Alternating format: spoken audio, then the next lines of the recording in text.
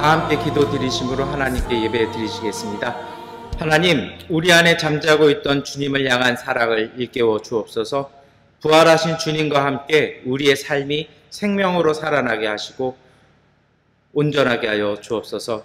부활의 주님, 우리의 역사를 주관하셔서 이 땅의 민족들이 옳은 길을 가게 하시고 주님의 몸된 교회를 주관하시어 세상의 빛과 소금으로 제 역할 감당하고 오직 주님께 택하신 구원의 방주 되게 하옵소서.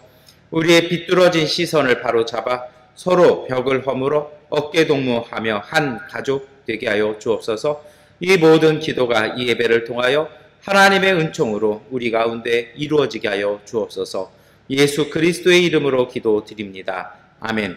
나는 전능하신 아버지 하나님 천지의 창조주를 믿습니다. 나는 그의 유일하신 아들 우리 주 예수 그리스도를 믿습니다. 그는 성령으로 잉태되어 동정녀 마리아에게서 나시고 본디오 빌라도에게 고난을 받아 십자가에 못 박혀 죽으시고 장사된 지 사흘 만에 죽은 자 가운데서 다시 살아나셨으며 하늘에 오르시어 전능하신 아버지 하나님 우편에 앉아 계시다가 거기로부터 살아있는 자와 죽은 자를 심판하러 오십니다. 나는 성령을 믿으며 거룩한 공교회와 성도의 교제와 죄를 용서받는 것과 몸의 부활과 영생을 믿습니다. 아멘. 주님의 성령 지금 이곳에 임하소서.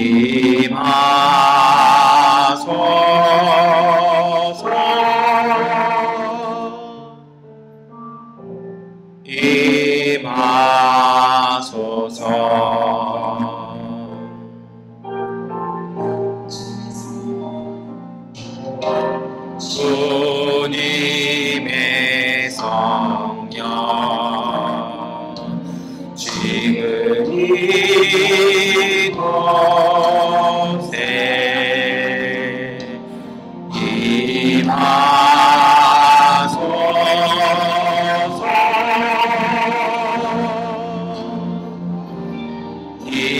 임하소서.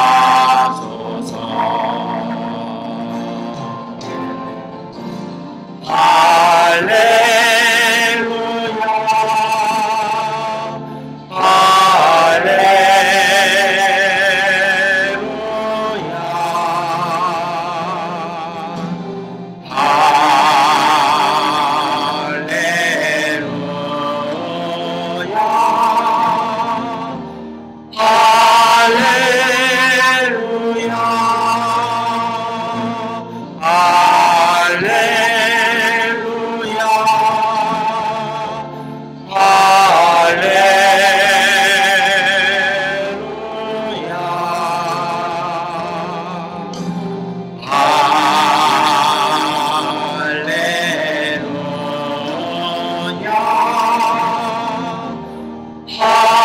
할렐루야,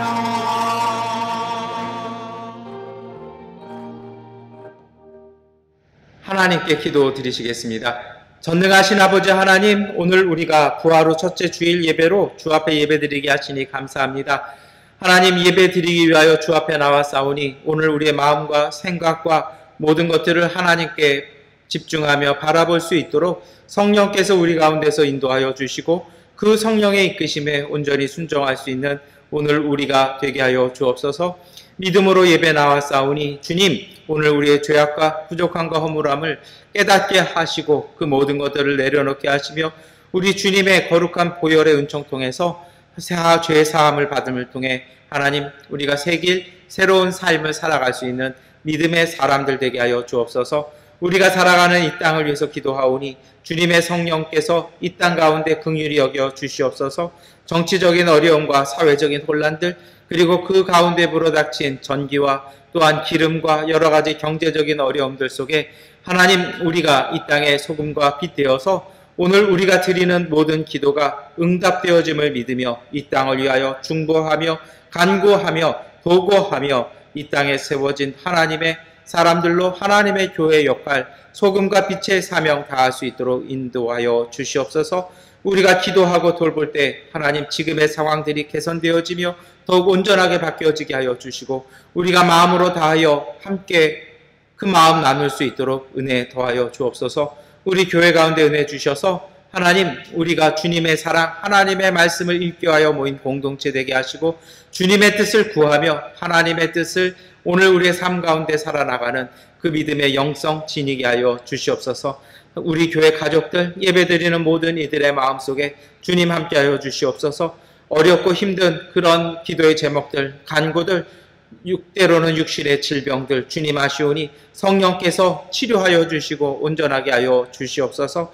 구하여도 하나님 우리가 곧 받으리라는 그 믿음으로 간구하게 하여 주시고 부활의 주님께서 오늘 우리와 함께 하여 주셔서 모든 가정들마다 모든 일터마다 하나님 주시는 은총이 있음을 보게 하여 주시옵소서. 마음속에 어둠을 담아내는 것이 아니라 하나님의 마음 하나님의 희망 하나님 주시는 소망을 마음에 담아서 기쁨과 감사함으로 어둠과 절망을 밀어내버리며 하나님 그 소망이 오늘 우리의 삶이 되고 우리의 희망이 오늘 우리의 간증되어질 수 있도록 우리의 믿음 더하여 주시옵소서. 전능하신 아버지 구합니다. 오늘 우리가 때로는 길바를 알지 못할 때도 있고 우리의 무능력함과 연약함 때문에 괴로워할 때도 있습니다. 하나님 그러한 것에 절망하는 시간에 오늘 우리가 할 수 있는 일들을 하게 하시고 하나님 그 모든 일들을 다한 후에 감사함으로 하나님께 맡겨드릴 때 하나님께서 오늘 우리 안에서 이루시는 놀라운 역사를 체험하며 증거하며 간증할 수 있는 주님의 가족들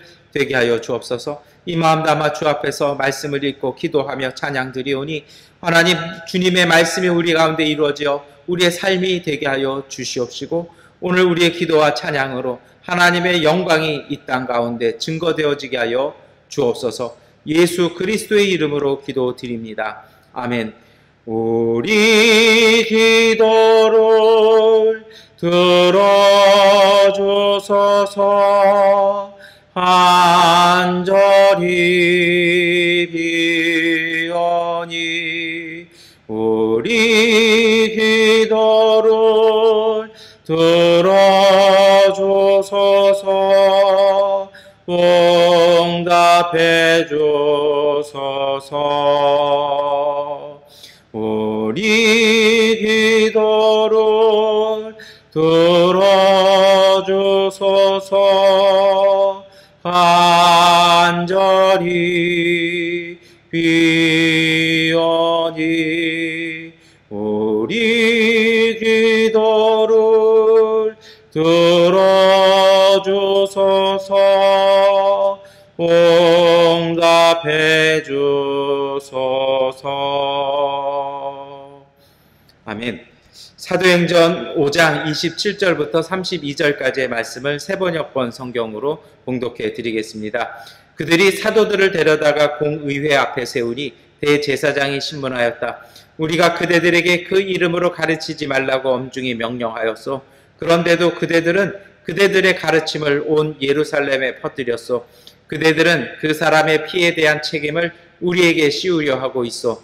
베드로와 사도들이 대답하였다. 사람에게 복종하는 것보다 하나님께 복종하는 것이 마땅합니다. 우리 조상들의 하나님은 여러분이 나무에 달아 죽인 예수를 살리셨습니다. 하나님께서는 이분을 높이시어 자기 오른쪽에 앉히시고 영도자와 구주로 삼으셔서 이스라엘이 회개를 하고 죄사함을 받게 하셨습니다. 우리는 이 모든 일의 증인이며 하나님께서 자기에게 복종하는 사람들에게 주신 성령도 그러하십니다. 아멘. 복음서의 말씀 요한복음 20장 19절부터 31절까지의 말씀을 세번역번 성경으로 봉독해 드리겠습니다. 그날 곧 주간의 첫날 저녁에 제자들은 유대 사람들이 무서워서 문을 모두 닫아 걸고 있었다. 그때 예수께서 와서 그들 가운데로 들어서셔서 너희에게 평화가 있기를 하고 인사말을 하셨다. 이 말씀을 하시고 나서 두 손과 옆구리를 그들에게 보여주셨다. 제자들은 주님을 보고 기뻐하였다. 예수께서 다시 그들에게 말씀하셨다. 너희에게 평화가 있기를 빈다. 아버지께서 나를 보내신 것 같이 나도 너희를 보낸다. 이렇게 말씀하신 다음에 그들에게 숨을 불어넣으시고 말씀하셨다. 성령을 받아라. 너희가 누구의 죄든지 용서해 주면 그 죄가 용서될 것이요 용서해 주지 않으면 그대로 남아 있을 것이다. 12 제자 가운데 하나로서 쌍둥이라고 불리는 도마는 예수께서 오셨을 때 그들과 함께 있지 않았다. 다른 제자들이 그에게 우리는 주님을 보았사 하고 말하였으나 도마는 그들에게 나는 내 눈으로 그의 손에 있는 못자국을 보고 내 손가락을 그 못자국에 넣어보고 또 내 손을 그의 옆구리에 넣어보지 않고서는 믿지 못하겠소 하고 말하였다. 여들의 뒤에 제자들이 다시 집 안에 모여 있었는데 도마도 함께 있었다. 문이 잠겨 있었으나 예수께서 와서 그들 가운데로 들어서셔서 너희에게 평화가 있기를 하고 인사말을 하셨다. 그리고 나서 도마에게 말씀하셨다. 내 손가락을 이리 내밀어서 내 손을 만져보고 내 손을 내 옆구리에 넣어 보아라. 그래서 의심을 떨쳐버리고 믿음을 가져라. 도마가 예수께 대답하기를 나의 주님 나의 하나님 하니 예수께서 도마에게 말씀하셨다. 너는 나를 보았기 때문에 믿느냐? 나를 보지 않고도 믿는 사람은 복이 있다. 예수께서는 제자들 앞에서 이 책에 기록하지 않은 다른 표징도 많이 행하셨다. 그런데 여기에 이것 이나마 기록한 목적은 여러분으로 하여금 예수가 그리스도요 하나님의 아들이심을 믿게 하고 또 그렇게 믿어서 그의 이름으로 생명을 얻게 하려는 것이다. 아멘. 찬송가 93장 찬송하시겠습니다. 예수는 나의 힘이요 내 생명 되시니 어서 예수 따라 살면 죄 중에 빠지니 눈물이 앞을 가리고 내 맘에 근심 쌓일 때 위로하고 힘주시니 주 예수 예수는 나의 힘이요 내 친구 되시니 은혜를 받으면 보상이 받으리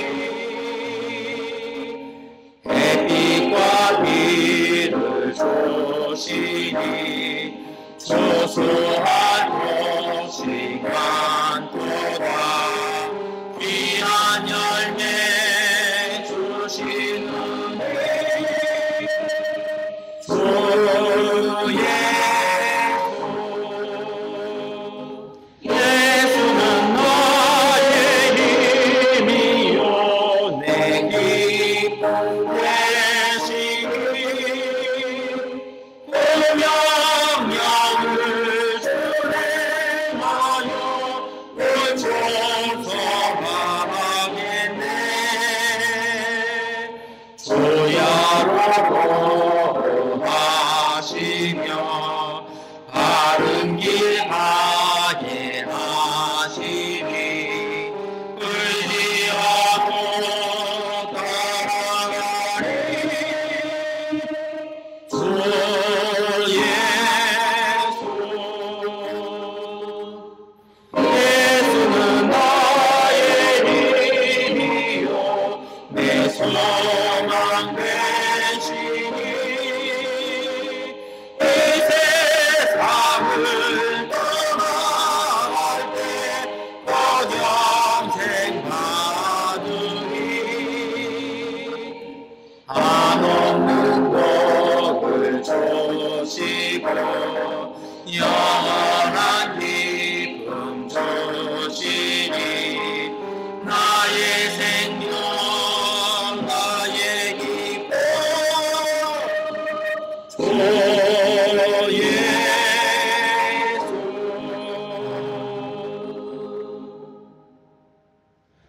서신서의 말씀 히브리서 12장 1절부터 3절, 12절부터 15절까지의 말씀을 함께 읽겠습니다. 그러므로 이렇게 구름대와 같이 수많은 증인이 우리를 둘러싸고 있으니 우리도 갖가지 무거운 짐과 얽매는 죄를 벗어버리고 우리 앞에 놓인 다름질을 참으면서 달려갑시다. 믿음의 창시자여 완성자이신 예수를 바라봅시다. 그는 자기 앞에 놓여있는 기쁨을 내다보고서 부끄러움을 마음에 두지 않으시고 십자가를 참으셨습니다. 그리하여 그는 하나님의 보좌 오른쪽에 앉으셨습니다. 자기에 대한 죄인들의 이러한 반항을 참아내신 분을 생각하십시오. 그리하면 여러분은 낙심하여 지치는 일이 없을 것입니다. 그러므로 여러분은 나른한 손과 힘 빠진 무릎을 일으켜 세우고 똑바로 걸으십시오. 그래서 절름거리는 다리로 하여금 뛰지 않게 하고 오히려 낫게 하십시오. 모든 사람과 더불어 화평하게 지내고 거룩하게 살기를 힘쓰십시오. 거룩해지지 않고서는 아무도 주님을 뵙지 못할 것입니다. 하나님의 은혜에서 떨어져 나가는 사람이 아무도 없도록 주의하십시오. 또 쓴 뿌리가 돋아나서 괴롭게 하고 그것으로 많은 사람이 더러워지는 일이 없도록 주의하십시오. 아멘. 참여하겠습니다. 이 말씀 따라 사는 동안 지치지 않게 하시고 이 말씀 따라 사는 동안 주님 나라 임하소서. 이 말씀 따라 사는 동안 지치지 않게 하시고 이 말씀 따라 사는 동안 주님 나라 임하소서.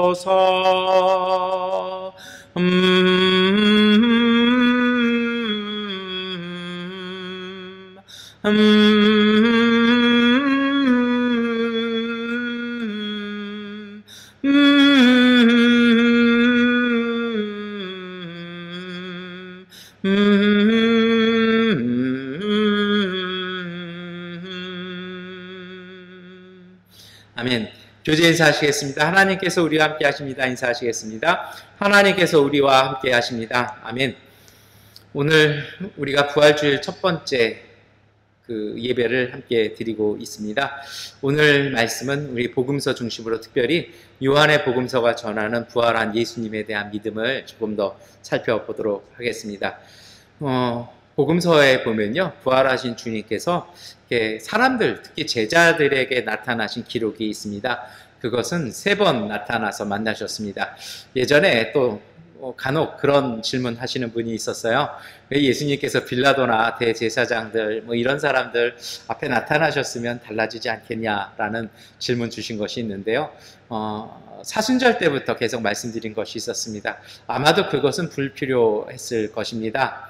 왜냐고요? 그들 눈에 대들보가 박혀 있어서 보이지 않습니다. 여러분, 기적이 믿음의 시작은 될 수 있으나 믿음의 완성은 되지 못한다라는 말씀 드린 거 기억하실 것입니다. 이미 그들의 눈 속엔요, 편견이 있었고요, 자기의 기득권을 지키려는 그런 생각들이 갇혀 있었습니다. 자주 말씀을 드리는 것입니다만 도스토옙스키의 까라마조프가의 형제들에 나오는 대신문관이라는 액자 소설, 그 내용처럼 아마도 그들은 부활하신 주님이 나타나셨어도 그 부활하신 주님을 또다시 붙잡아서 십자가에 못 박으려고 했을 것입니다. 예수님은, 그리고 복음서는 그래서 그들에게 나타나지 않으신 것 같습니다. 믿는 사람들, 부활하신 주님을 만나는 사람들이 있었죠. 모두 3번 나타났다라고 요한의 복음서는 전하고 있습니다. 그것이 바로 우리 지난 주일에 살펴봤던 막달라 마리아와의 만남이었고요. 오늘 우리가 살펴볼 제자들과 쌍둥이라 불렸던 도마와의 만남이었습니다. 그리고 3번째 만남은 디베랴 바닷가에서의 제자들과의 만남이었습니다. 오늘 우리는 이 2번째 만남인 예수님을 만져본 도마에 대해서 한번 살펴보도록 하겠습니다. 부활하신 주님에 대한 이 제자들의 그 증언 앞에서 여러분, 여러 가지 반응들이 나올 수 있을 것 같습니다. 그런데요, 일반적인 반응, 정말 도마는 의심 많은 제자라고 불리는 오명이 있긴 합니다만, 제가 느끼기에는 참 이 사람 인간적이고 참 너무나 인간적인 사람 같고 오늘 우리를 대변하는 사람 같습니다. 요한복음 20장 25절의 말씀이죠. 다른 제자들이 그에게 우리는 주님을 보았소 하고 말하였으나 도마는 그들에게 나는 내 눈으로 그의 손에 있는 못자국을 보고 내 손가락을 그 못자국에 넣어보고 또 내 손을 그의 옆구리에 넣어보지 않고서는 믿지 못하겠소 하고 말하였다. 이 무슨 얘기예요? 내가 만져보고 정말 상처에다가 그 상처가 그게 구멍 나 있는 거 아니잖아요. 그러면 그렇게 돼 있는데 그거 쑤셔놓은 거 얼마나 아픈데 이 도마는 꼭 그렇게 해봐야겠다라는 것입니다. 근데 말씀드렸습니다만 뭐 의심 많다라고 교회학교에서 배우긴 했습니다만 가만히 묵상해 보면 의심 많고 믿음이 없다고 하기 전에 너무나 인간적인 그러한 모습, 오늘 우리의 모습을 볼 수가 있습니다. 제자들과 도마가 그렇게 옥신각신하고 있었습니다. 아마 예수님 나타나신 지 8일째 되는 날이었던 것 같습니다. 제자들이 그런 대화 나누었지만 예수님 만났지만 그들은 여전히 무서웠습니다. 그래서 그 두려움 때문에 그들은 숨어 있었고요. 예수님께서 그 제자들을 다시 찾아오셨습니다. 너희에게 평화가 있기를, 이렇게 인사하시고 나타나신 주님이요, 두려움 속에 있는 사람들, 무서워하는 이들에게 적절한 인사일런지 다시 한번 생각해 볼 수 있을 것 같습니다. 사실 두 가지의 패닉이 이 사람들한테 있었어요. 아직까지도 이 사람들은 그 정권에 의해서 지명수배된 사람들과 마찬가지입니다. 그런데 예수님께서 부활까지 하셨습니다. 그런데 그 부활하신 주님이 언제나 자기들과 함께 있는 것이 아니라 오셨다 가셨다 오셨다 가셨다 하시니 이 제자들에게 사실은 그 두려움은 더 증폭되었을 것입니다. 하여튼 이런 상황 속에 예수님이 오셔서 너희에게 평화를 이라고 인사하신 것입니다. 그리고 나서 말씀하십니다. 요한복음 20장 27절 말씀입니다. 함께 읽겠습니다. 그리고 나서 도마에게 말씀하셨다. 내 손가락을 이리 내밀어서 내 손을 만져보고 내 손을 내 옆구리에 넣어보아라. 그래서 의심을 떨쳐버리고 믿음을 가져라. 어떻게 들으셨는지 참 다 아십니다. 그 예수님 뭐라고 얘기하십니까? 넣어보고 만져보라는 것입니다. 그리고요, 이 상처, 그게 뭐 나무에 구멍 난 상태로 있는 거 아니잖아요. 넣어보라는 거, 다시 찔러보라는 거잖아요. 이게 얼마나 그럴까요? 그런데 왜 이렇게까지 얘기하시죠? 그것은요, 내가 비록 다시 아플지라도 도마 네가 의심을 버리고 믿음 가졌으면 좋겠다라는 예수님의 그러한 배려였던 것 같습니다. 교회학교 때부터 주일학교 때부터 궁금했던 게 있었습니다. 도마는 정말 만져보고 넣어봤을까요? 예수님이 으흑 하시는 거 그가 들었을까요? 그 기록은 없습니다. 알 수가 없죠. 그러나 이 기록 대신에 넣어보았는지 안 넣어보았는지 철없는 제 질문과는 상관없이 요한복음은 도마의 증언을 기록하고 있습니다. 요한복음 20장 28절 29절 말씀인데요. 함께 읽겠습니다. 도마가 예수께 대답하기를 나의 주님 나의 하나님 하니 예수께서 도마에게 말씀하셨다. 너는 나를 보았기 때문에 믿느냐? 나를 보지 않고도 믿는 사람은 복이 있다. 아멘. 도마가요, 믿게 되었다라는 것입니다. 아마도 안 찔러 봤던 것 같아요. 나타나신 주님, 그렇게 말씀하시는 예수님 앞에서 믿음을 가진 것 같습니다. 그리고 여러분, 이 말씀에서 우리가 꼭 기억하실 것이 있어요. 이 말씀은 도마를 질책하는 말씀은 아닙니다. 오히려 이 도마에 대한 믿음 앞에서 예수님은 한 가지를 더 권고하십니다. 보지 않고도 믿을 수 있는 믿음이 복되니 이제는 그러한 믿음을 지녀야 되지 않겠니? 라고 말씀하시죠. 제가 앞서 말씀드린 게 있지 않습니까? 제자들의 두 가지의 패닉이 있다라고 말씀드렸잖아요. 다른 한 가지가 무엇이었습니까? 예수님 부활하셨는데 그러시면 우리와 동행해 주셔야 되는데 그러지 않으셨다라는 것입니다. 보이지 않고 함께 하시지 않으니 그 두려움, 그 무서움이 버려졌나? 뭐 이런 생각 저런 생각 들었을 것입니다. 어찌 보면 이 말씀은 도마에게만 주시는 말씀이 아니라 두려워서 숨어있던 모든 제자들에게 주시는 말씀이죠. 보이지 않아도 이제는 너희가 믿었을 때 그것이 복되다라고 말씀하시는 예수님의 권고이기도 합니다. 이것이 오늘 우리가 읽었던 요한복음서의 말씀입니다. 사도 요한은 왜 이 기록을 증언했을까요? 예수님의 부활을 증언하기 위해서요. 뭐 벌써 여러 번 얘기하지 않았습니까? 거기에는요, 나름대로의 이유가 있었습니다. 사실 예수님의 부활 앞에서 이해되지 않는 부분이 있죠. 이 모순도 생겼습니다. 유대인들이 두려워서 걸어 잠긴 그 문을 예수님 어떻게 들어오셨을까요? 그리고요, 이 도마요, 이 잠긴 문을 통과하신 예수님의 몸을 만진다는 거 어떻게 이해해야 할까요? 그리고 또 궁극적으로는요, 제가 간단하게는 말씀을 드렸습니다만 보지 않고 믿는 자는 복이 있다 하신 말씀의 진정한 의미는 뭘까요? 보지 않았는데 믿을 수 있는 것, 그건 쉬운 일 결코 아닙니다. 보아도 시간 지나가져 버리면 잊어버리고 잃어버리는 것이 오늘 우리의 믿음 아닐까요? 이러한 질문들을, 그리고 이러한 모순들이 복음서에 생기지만 사도 요한은 이것을 기록합니다. 왜 그럴까요? 그것은 사도 요한이 살았던 시대의 초대교회에 고민스러웠던 현실이 담긴 것이기도 합니다. 부활하신 그리스도께서는 승천 이후에 손으로, 눈으로 이제는 만져볼 수 없는 시대가 되었습니다. 그래서 의심과 회의가 물밀듯이 밀려 들어오는 시대 속에서 그리스도인들에게 사도 요한은 보지 않고도 믿는 믿음이 가능하고 또 그 믿음이 복되다라고 증언하는 것입니다. 그리고요, 또 한 가지는요, 인간 사고 중심의 객관적이고 논리적인 사실들만 인정하는 시대 속에서 참된 신앙은 무엇인가라는 그 생각들, 그 신앙의 정체성을 우리에게 되묻고 있는 것입니다. 그래서 우리는 대답해야 합니다. 믿어지지 않는데 무조건 믿는다고 믿는 것이 진짜 믿음일까라고 우리는 되물어야 할 것입니다. 그리고 그러한 물음 위에서요, 보지 않고 믿는 자는 복이 있다라고 하신 예수님의 이 말씀을 다시 한번 생각해 보아야 할 것입니다. 사도 요한은 나름대로의 이 이야기, 이 두 번째 도마의 이야기는 의도가 있었습니다. 요한은 친절하게도 적어두었습니다. 이것 외에도 많았다라는 것입니다. 그러나 이것이나마 기록해 두는 것은 많은 이들이 예수께서 부활하셨고 우리의 구주가 되셨다라는 것을 증언하기 위함이라고 친절하게 그 의도도 적어두었습니다. 왜 그런 것이 필요했을까요? 여러분, 오늘 우리 시대는 그래요. 예수님 시대 때나 우리 시대 때나 세상은 항상 증거와 표적을 구하는 시대 정신 속에 갇혀서 삽니다. 그러나 성서는요, 성경은 말씀하십니다. 증거는 믿음의 뿌리가 아니라는 것입니다. 기적은, 표적은 믿음 그 자체가 될 수 없다고 얘기합니다. 마태복음 12장 39절의 말씀이죠. 예수께서 그들에게 말씀하셨다. 악하고 음란한 세대가 표징을 요구하지만 예언자 요나의 표징 밖에는 이 세대는 아무 표징도 받지 못할 것이다. 왜 그럴까요?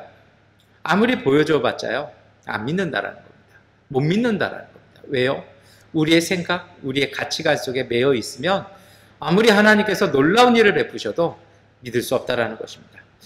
그것이 복음서에도 곳곳에도 나옵니다. 예수님께서 병 고쳐주셔서 예수님을 진정으로 따라다닌 사람은 별로 없습니다. 그래서 복음서에서도 이 밖에도 많은 이들을 치유하셨다라고 되어 있지만 그 이름이 기록되지 않지 않습니까? 표적을 보고 예수님께서 행하셨던 일들을 보고 환호했던 자들이 우리가 종려주일에 살펴보았던 것처럼 십자가에 매달라고 선동했던 그 일에 참여했던 그들이기도 했습니다. 그들이 곧 그들이었습니다. 그래서 성경은 역설적인 증언을 합니다. 표적 없어도 믿음은 가능하고 믿음 없이는 표적이 가능하지 않다라는 것입니다. 여러분, 이것을 라틴어 문장으로 써놓으면 정말 기가 막힌 명문장이에요. 그런데요, 쉽지 않잖아요. 우리도 어렵잖아요. 그래서 어찌 보면 예수님 소식 들은 이 도마가 다른 동료들에게 했던 그 말이요, 그 말 들으면서 의심 많다라고 비난하기 전에 세 번째 말씀을 드립니다만, 인간적이고 너무나 인간적인 그 도마의 그 말이 우리를 대변해 주는 것 같아서 고맙지 않습니까? 어찌 보면 그렇습니다. 이 도마라는 사람이요, 이 사람은 실증적이고 과학적인 사고의 사람입니다. 어찌 보면 그 시대를 앞서가는 사람이고요, 그리스 로마의 어떤 그런 문화 영향 속에서 살았던 첨단의 사람일 것 같습니다. 왜요? 하나님 그리고 예수의 존재가 증명되지 못하면 믿기 어렵다라는 것입니다. 믿기 어렵다고 해서 다 나쁜 것은 아닙니다. 믿기 어렵기 때문에 더욱 믿으려고 그 믿음을 구하고 찾는 이들도 많습니다. 정말 위험한 것은요, 무조건 믿는 것, 덮어놓고 믿는 것, 저는 그것이 더 위험하다고 생각합니다. 여러분, 증명되지 못하면 믿기 어려운 사람, 그렇다고 해서 이것이 다 건강할까요? 어찌 보면 이것이 과학적 무신론이기도 하고 회의론자이기도 합니다. 그러면 어떻게 해야 할까요? 여러분, 도마는요, 연약하고 믿음 없는 사람, 의심 많은 사람, 예수님께 책망만 받았던 사람이었을까요? 그렇지 않습니다. 같은 요한복음에 도마의 다른 모습이 나와 있습니다. 바로 11장 16절 말씀인데요. 요 번역은 개역개정 성경이 더 번역이 잘 된 것 같습니다. 함께 읽겠습니다. 디두모라고도 하는 도마가 다른 제자들에게 말하되 우리도 주와 함께 죽으러 가자 하니라. 예수님께서 굳이 거기 가시겠다고 하는데 제자들이 위험하다고 만류합니다. 그런데 그때 도마가 선생님께서 가시니까 우리도 함께 가자. 우리가 죽으면 죽겠다는 그 마음으로 함께 가자라고 이야기하는, 그리고 다른 제자들을 이렇게 일으켜 세우기도 하는 용기 있는 사람이었습니다. 어찌 보면 예수님을 이해는 안 되지만 열정적으로 따르는 용기 있는 제자였다라는 것입니다. 도마의 진면목을 찾아볼 수 있는 것이 있습니다. 우리가 자꾸 도마 하니까요, 이게 잘 좀 우스갯소리로 칼과 도마 뭐 이러는 농담하시는 조크하시는 분들도 있었던 것 같아요. 근데 이 도마라는 이름, 제가 굳이 개역개정으로 읽었던 이유가 거기서 디두모라고도 소개가 되죠. 이 디두모, 도마라는 이름은요, 이것이 라틴어를 거쳐서 영어 이름으로 되면 토마스, 곧 톰이 됩니다. 저도 그 영어 문장 기억나는 거 외워봐라 그러면 I am a Tom, 이거 하나 딱 기억나거든요. 이 톰이라는 이름이요, 영어권을 대표하는 이름이잖아요. 이 톰 소요의 모험, 미국의 어떤 계몽주의 시대를 살았던, 그리고 현대와 어떤 자본주의 초기를 살았던 시대에 어떤 낭만과 꿈과 그런 것이 있었던 미국 소년의 이름, 개구쟁이 이름 톰, 기억하실 것입니다. 사실 이것이 대중적인 영어 이름이기도 하죠. 근데 여러분 생각해 보세요. 서구 기독교 사회가요, 왜 그 이름을 많이 사용할까요? 정말 이 도마가 나빴다라면 그 이름 사용하지 않았을 것입니다. 유다라는 이름, 가룟 유다라는 이름 들어보셨습니까? 없지 않아요. 아마도 그는 되게 존경받았던 사도였습니다. 그러기에 그는요, 인도까지 와서 선교하며 거기서 순교했던 사람입니다. 이 사람은 불신앙을 가졌던 회의론자 아니라는 것입니다. 여러분, 제가 앞에서 좀 헷갈리는 이야기 하나 말씀드렸잖아요. 다시 한번 말씀을 드려보겠습니다. 믿음의 반대는 의심이 아닙니다. 믿음의 반대는요, 불신앙입니다. 의심 자체가 믿지 못하는 건 아닙니다. 의심과 회의가요, 믿음 없는 것만은 아니라고 말씀을 드리고 싶습니다. 의심 없는 믿음, 사실 여기에는요, 말씀드린 것처럼 맹신의 위협성을 내포합니다. 진리를 찾기 위해서, 더 깊이 알기 위해서, 더 자세히 알기 위해서 끊임없이 물어보고 추구하는 그 의심, 이 의심을요, 또 다른 말로 하면, 그런 긍정적인 측면으로 하면 하나님에 대한 관심이고 애정이기도 합니다. 그래서 믿음의 진짜 반대말은요, 무관심입니다. 내가 믿으니까 더 알 바 없다라는 것입니다.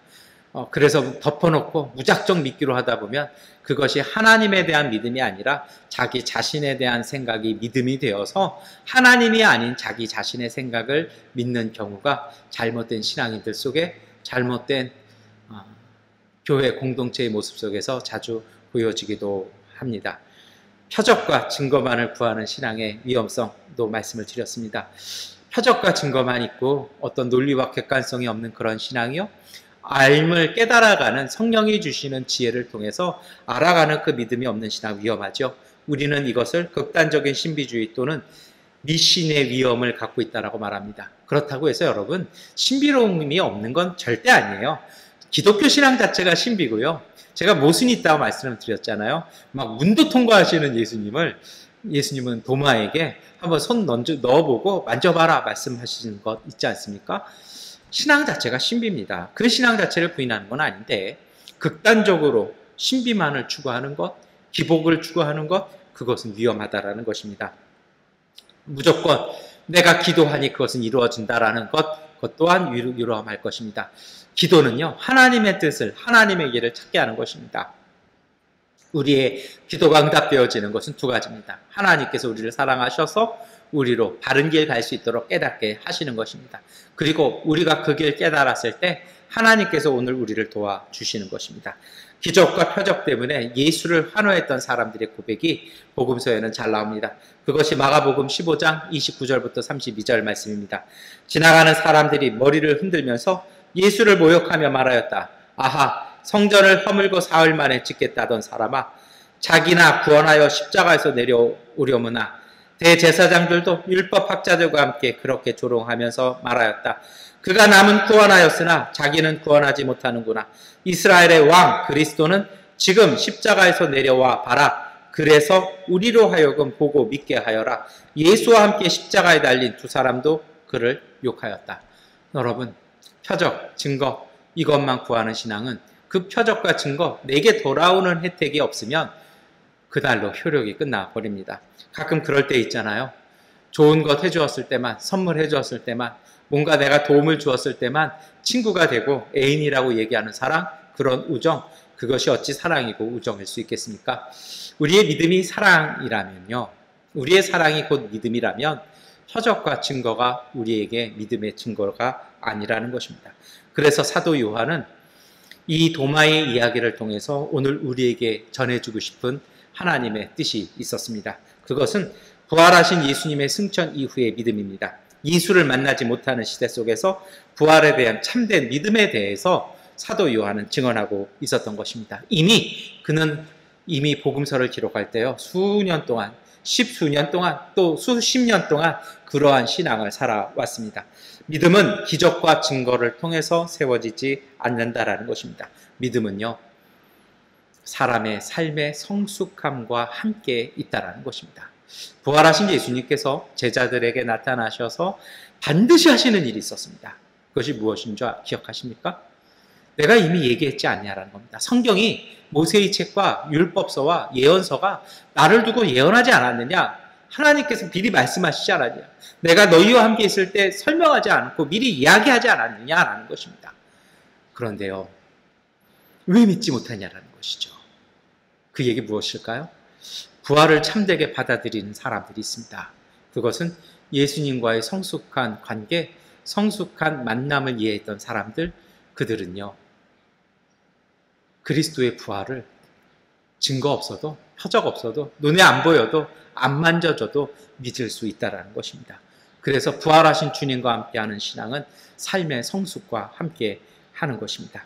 하나님께서 주시는 믿음은요, 하나님 스스로를 하나님께서는 증거하십니다. 우리가 하나님을 증거할 수는 없습니다. 하나님의 성령께서 오늘 우리를 믿음으로 인도하십니다. 이것 때문에 그 성숙한 만남, 오늘 우리의 믿음의 성장을 위해서 예수님께서는요, 부활하신 다음에 만나는 사람마다, 만나는 곳마다 성령을 받으라고 말씀하셨습니다. 요한복음 15장 26절의 말씀입니다. 함께 읽겠습니다. 내가 아버지께로부터 너희에게 보낼 보혜사 곧 아버지께로부터 오시는 진리의 영이 오시면 그 영이 나를 위하여 증언하실 것이다. 성령께서 오늘 우리에게 증언해 주신다는 것입니다. 여러분, 더 이상 만져보지 못합니다. 눈으로 보지 못하죠. 그러나 성령께서 오늘 우리를 인도해 가실 것이라는 것입니다. 이 성령을 통해서 우리는 예수님과의 성숙한 만남, 성숙한 관계를 통해서 믿음이 생기고 그 믿음이 자라난다는 것입니다. 요한복음 16장 13절 말씀 함께 읽겠습니다. 그러나 그분의 진리 영이 오시면 그가 너희를 모든 진리 가운데로 인도하실 것이다. 그는 자기 마음대로 말씀하지 않으시고 듣는 것만 일러주실 것이요 앞으로 올 일들을 너희에게 알려주실 것이다.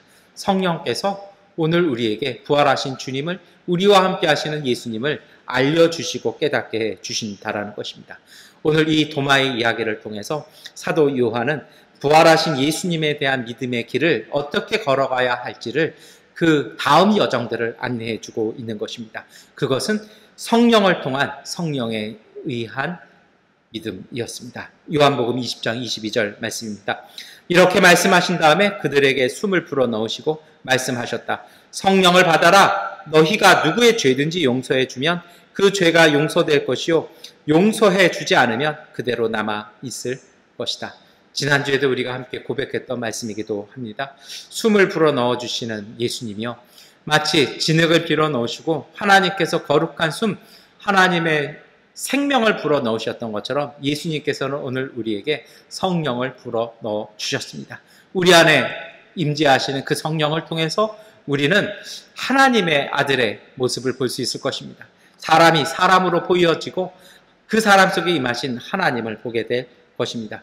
여러분, 성령은 예수님께서 주신 약속입니다. 특별한 어떤 단계를 거치고 어떤 세미나를 바치고 어떤 금식 과정을 통해서 그리고 특별한 고행을 통해서 성령은 오시는 것이 아니라 예수님의 약속과 그 약속을 믿는 이들에게 성취되어지는 것입니다. 십자가 고난 이전에 약속해 주셨던 보혜사 성령께서 부활하신 주님의 그 약속을 통해서 오늘 우리 가운데 임재하셨습니다. 요한복음 14장 16절 17절 말씀입니다. 내가 아버지께 구하겠다. 그리하면 아버지께서 다른 보혜사를 너희에게 보내셔서 영원히 너희와 함께 계시게 하실 것이다.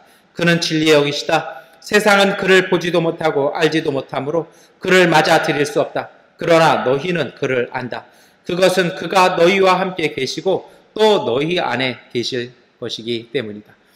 부활하신 예수 그리스도를 구주로 믿고 고백하는 모든 이들에게 성령은 함께 하십니다. 성령은 고행을 통해서 특별한 공부를 통해서가 아니라 믿음을 통해서 부활하신 주님을 향한 믿음을 고백하는 모든 이들에게 주시는 하나님의 선물이라는 것입니다.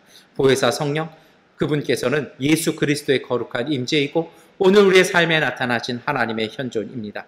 보혜사 성령께서는 오늘 우리를 깨닫게 하시고 오늘 우리를 참된 믿음으로 이끌어 가게 하십니다. 눈에 보여지는 것, 내가 체험하는 것, 내가 소원 성취하는 것이 보혜사 성령이 아니라 성령을 통해서 우리는 참된 부활하신 예수의 성품, 예수의 모습을 알게 되는 것입니다.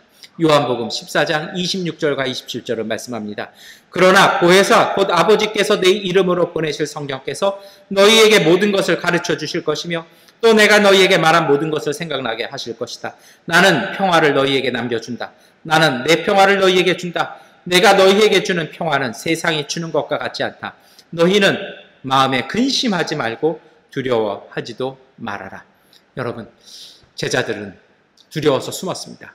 그 가운데 예수님께서 오셔서 도마에게 말씀하시고 모든 제자들에게 하나님의 성령을 허락하셨습니다. 보혜사 성령은 곧 평화입니다. 그 성령을 통해서 성령이 주시는 그 평화를 통해서 우리는 마음의 근심과 두려움이 아니라 진정한 삶의 평화, 그리스도와의 동행을 통한 하나님의 승리와 소망을 마음에 품게 되는 것입니다. 여러분, 이것이 바로 사도들이 고백하는 부활에 대한 믿음이었습니다. 이 믿음은요, 어떻게 부활하셨는가 아니라 예수께서 왜 부활하셨느냐에 초점이 맞춰져 있습니다. 죽은 사람이 어떻게 살아날 수 있는가가 초점이 아니라 과학적인 질문이 아니라 신앙에 대한 질문이라는 것입니다. 참된 신앙의 질문은 하나님은 죽은 예수를 왜 살리셨느냐라는 것입니다. 이 질문에 대한 설명이 보혜사 성령께서 오늘 우리의 삶 속에서 우리로 깨닫게 하시고 믿음에 이르도록 이끌어 주시는 것입니다.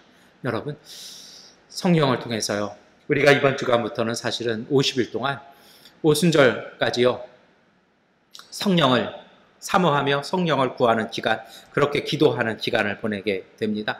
사순절에 이어서 이어지는 오순절에 성령을 향한 임재를 위한 기도와 성령으로 충만한 삶을 살기 위한 사모함, 이것이 오늘 우리의 삶의 주제가 되어야 합니다. 그 보혜사 성령을 통해서 오늘 우리는 살아갈 수 있는 것입니다. 여러분, 그렇잖아요.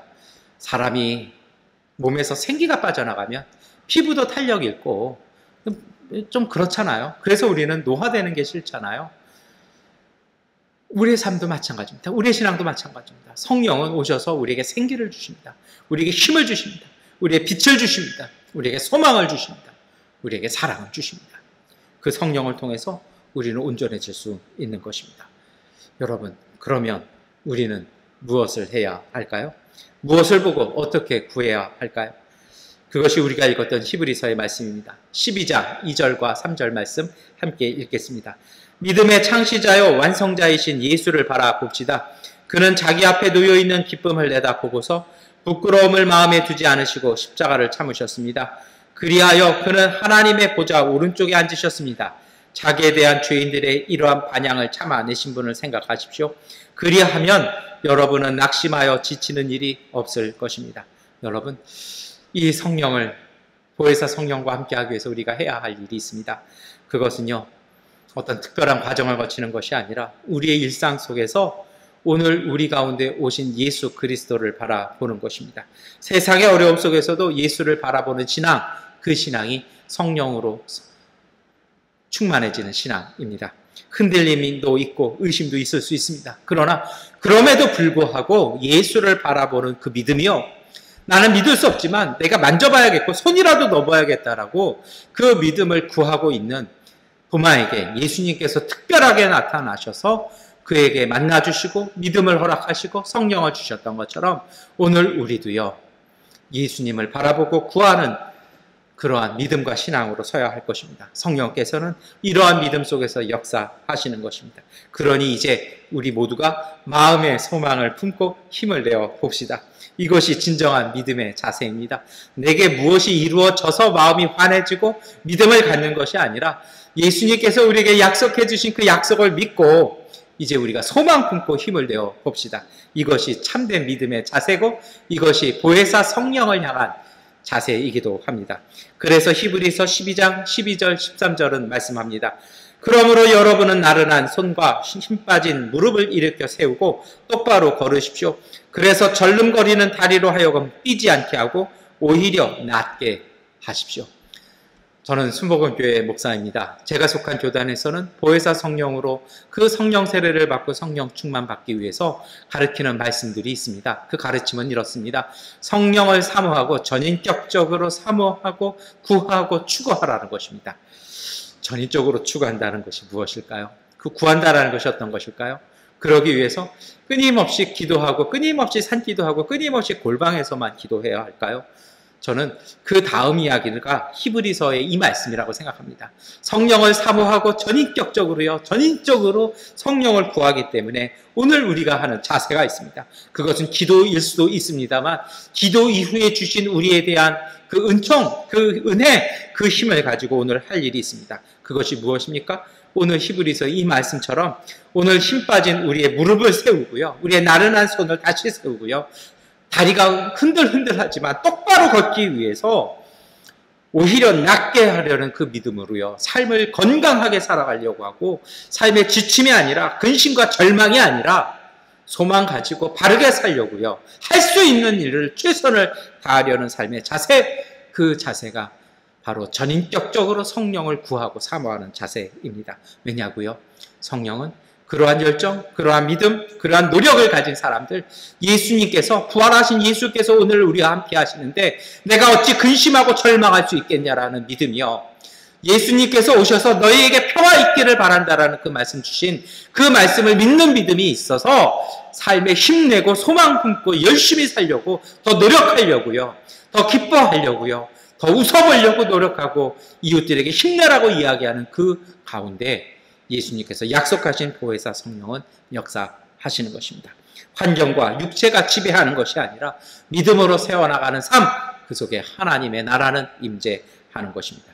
예수님의 사랑, 예수님의 약속, 이 소망으로 평화를 일구어 나가는 삶의 일상, 이것이 바로 부활하신 예수를 믿는 바른 믿음의 실체인 것입니다. 그래서 히브리서 12장 14절은 말씀합니다. 모든 사람과 더불어 화평하게 지내고 거룩하게 살기를 힘쓰십시오. 거룩해지지 않고서는 아무도 주님을 뵙지 못할 것입니다. 여러분, 이제는 우리가 거룩에 참된 정신, 분별한 삶을 살아야 됩니다. 거기에 합당한 삶을 살아야 할 것입니다. 부활하신 예수 그리스도를 바라보는 믿음에 삶에 합당하기 위해서 우리 스스로를 돌아보아야 할 것입니다. 그리고 우리가 가야 할 길, 성령께서 우리에게 보여주시는 그 길을 걸어야 할 것입니다. 그리고 우리가 할 일이 있죠. 성령께서 주시는 마음으로 이웃과 평화를 만드는 것입니다. 평화를 위해 자신을 거룩하게 분별하고 성찰하고 세워나가려고 하고 미움과 원망과 거리감이 아니라 그 모든 것들을 메워가는 사랑, 용서의 마음을 품고 품어가야 할 것입니다.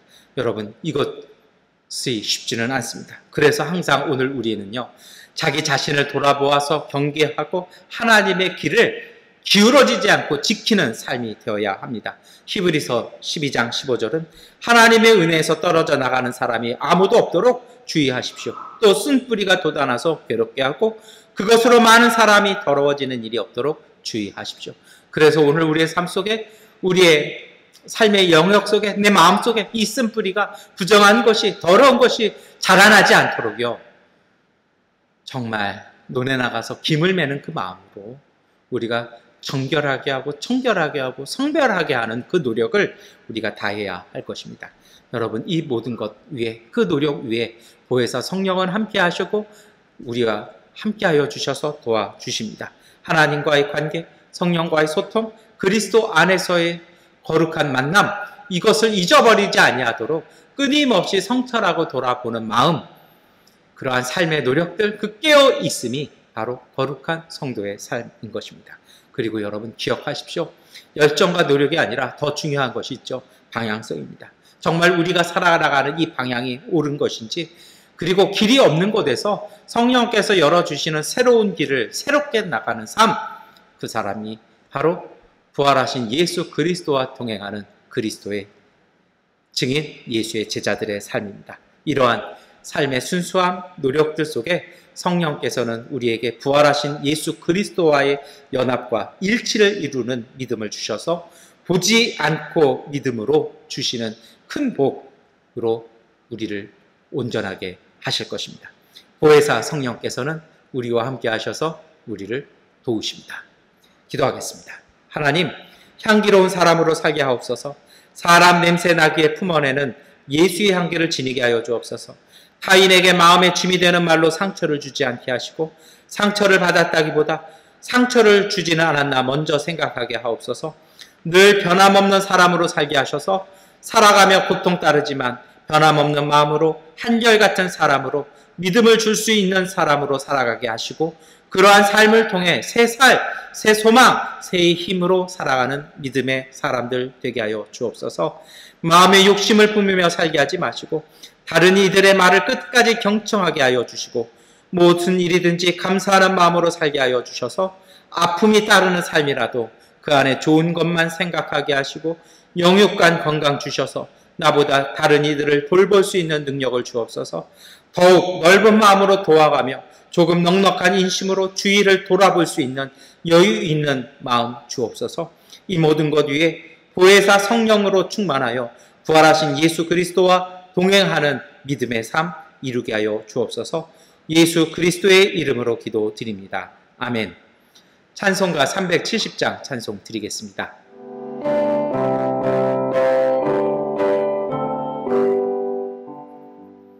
주 안에 있는 나에게 난 헌신이 있으랴. 십자가 밑에 나가 내 짐을 물었네.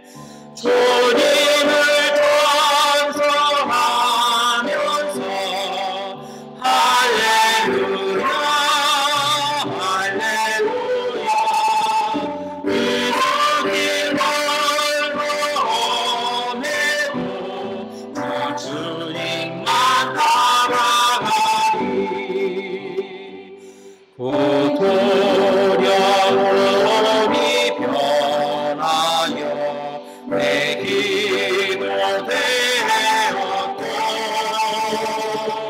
전날의 한숨 변하여 내 노래 되었네. 주님을 찬송하면서 할렐루야 할렐루야. 내 앞에 일 멀고 험해도 나 주님만 따라가리. 내 주는 자비하셔서 늘 함께 계시고, 내 금빛 바라시고 늘 채워주시네. 주님을 찬송하면서 할렐루야 할렐루야. 내 앞길 멀고 험해도 나 주님만 따라가.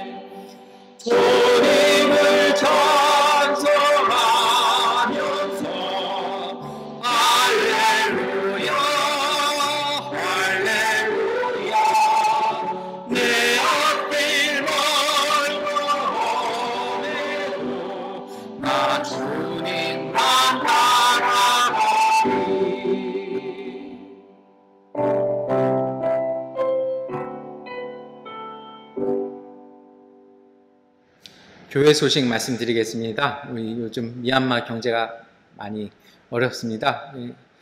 전기 등 여러 가지 요인들이 그리고 이제 전쟁의 여파들이 이곳에 다 몰려든 것 같은데요. 우리 미얀마의 그 사회, 경제, 그리고 전기, 그리고 평화, 그리고 소망이 그리고 정의가 이루어지도록 계속해서 기도해 주시기 바랍니다. 주기도 문송 찬송 드리겠습니다.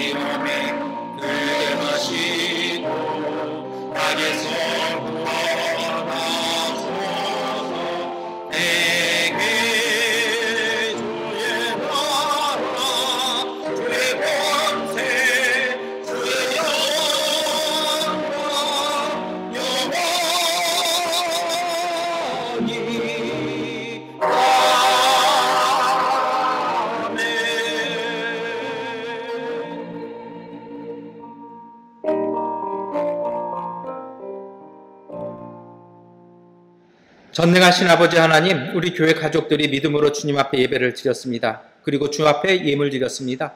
하나님, 그 감사와 소망과 기쁨으로 드려지는 예배와 이 예물 온전히 받아주시고 예물 드린 믿음의 가정들, 그 가운데 하나님 주시는 은혜와 평화를 주시고 소망을 주시고 힘과 능력 주셔서 항상 주님의 사람으로 하나님이 일구시는 젖과 꿀이 흐르는 가정, 그 일터 될 수 있도록 은혜 더하여 주옵소서. 삶 속에 항상 강건하게 하시고 소망이 넘치는 삶이 되게 하여 주심 통하여 믿음으로 행하는 모든 일들, 사랑으로 만나는 모든 사람들과의 만남, 그리고 열심과 믿음으로 이루는 모든 손길 위에 복 주셔서 하나님 주시는 평화가 가득한 믿음의 가정, 믿음의 일터, 믿음의 자녀들 되게 하여 주옵소서. 지금은 우리 주 예수 그리스도의 은혜와 거룩하신 하나님의 은총과 보혜사 성령님의 역사와 능력이 소박하고 순수한 믿음으로 부활하신 주님과 동행하여 평화와 하나님 나라의 은총을 살아가는 보지 않고 믿는 자들의 은총으로 살기로 결단하는 미얀마 한인연합교회 가족들 위에 영원히 함께 하시기를 간절히 축원하옵나이다. 아멘. 주님의 평화가 우리와 함께 우리 이웃들 가운데 하나님께서 함께 하십니다. 이것으로 주일 예배를 마치겠습니다.